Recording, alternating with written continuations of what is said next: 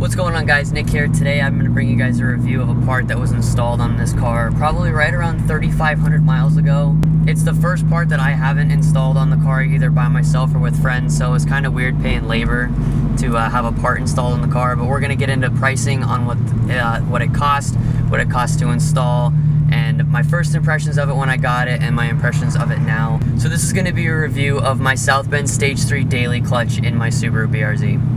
So like I said, this is the Southbend Stage 3 daily for the Subaru BRZ. So the strength of this clutch, it says the torque specs are 400 foot-pounds of torque, which the stock one's right around 220. So this is going to be almost double the strength of your stock clutch. Like I said, I didn't install this part, so I had to pay labor to get it installed. It was right around $650 to $700 to get it installed. I think it was like $650, if I remember correctly. So the clutch itself, MSRP is $816. I got a little bit of a deal on it because I bought it on Black Friday last year. Well, the Black Friday Cyber Monday thing last year. That's how I won the carbon steering wheel from buying this clutch. So we're going to get into my thoughts on this clutch and to see if it's worth it for you to put in your car. So first off, we're going to get into how does it feel. Like Southbend states, it's a 25% increase in pedal stiffness, if you want to call it that. I only noticed like the minute difference. Like if you push your foot on this clutch, it feels a little more springy when you pull your foot off of it, but it's not like a huge difference at all. Like if you got into this car and I never told you this had a staged clutch in it, you'd have no clue.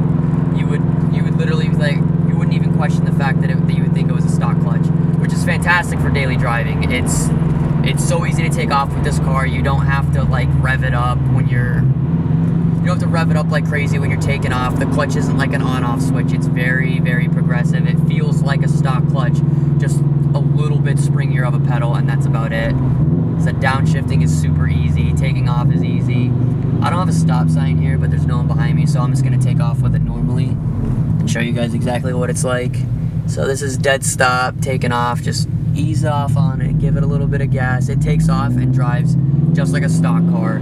So just for that aspect alone, this clutch is a big win for me, for the fact that it's as strong as it is and it still maintains super good drivability. Now, after going off of a little bit of the pedal stiffness that I was talking about, the clutch itself is a lot stiffer of a clutch when you're actually driving the car.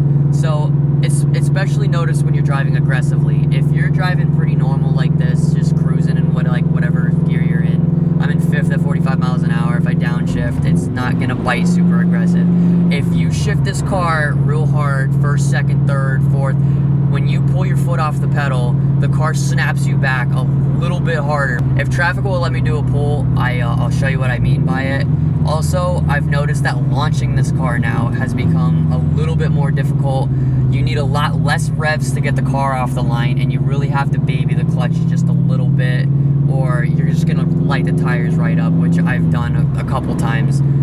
You really have to figure out like where the sweet spot on the clutch is, and once you do that, you're pretty golden. But it just bites a little bit harder when changing gears aggressively or when you're launching the car. So that's something that you're going to want to consider.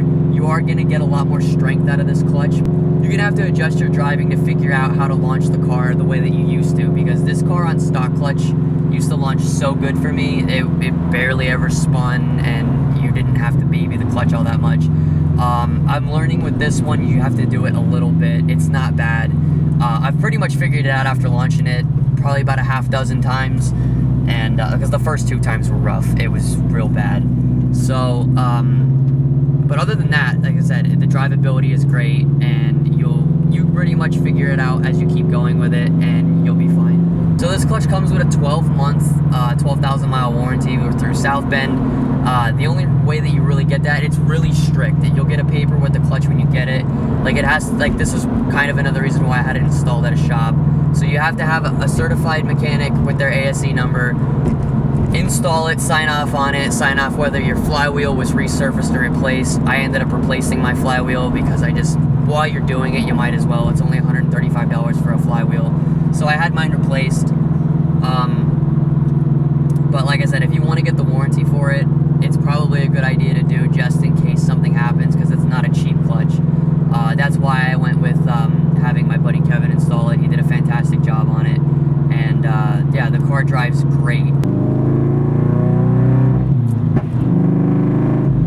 One downside to this clutch is you do get a little bit of clutch chatter out of it. It's not super bad, like it's not really annoying. It doesn't bother me all that much because I know that I'm getting so much more strength out of the clutch that having a little bit of chatter in it isn't too much of an issue to me. All right, this is second gear. I'll get up to about 30 miles an hour and I'll floor it and shift to third. Ready, go.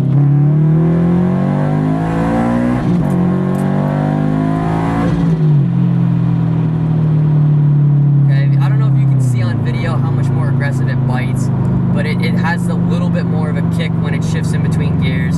So as you guys can see, that little pull from 30 to whatever speed I hit, shifting in between gears, it does have a little bit more kick when it bites. So you can definitely tell the clutch bites a little bit more aggressively, and then especially when you launch it. I don't really have the space right now to where I could actually do a launch in it and show you guys, but like I said, you do have to baby it a little more. But for getting that extra strength out of it, relearning how to launch your car isn't too much of a big deal to me. So my final thoughts on this clutch is, for the price that you pay for it, you do get a lot of strength, you do get a lot of drivability out of it. The downsides are very minimal. Like I said, you get a little bit of clutch chatter. You got to learn how to launch the car a little bit different because of how the clutch bites. This is a pretty good deal on a clutch, especially for how strong it is and for how easy it is to drive. I know a lot of people complain when they get staged clutches that, oh, my car's not drivable anymore. They don't even want to drive their cars because of how aggressive everything is. But it's still fun to drive on a daily basis, and you really don't have a problem taking off with it from lights, stop signs, hills. Hills are still no problem. It literally drives like a stock clutch, guys. So I mean, for the price you pay for it, there's not very many downsides, and you do get a lot more strength, and it drives great.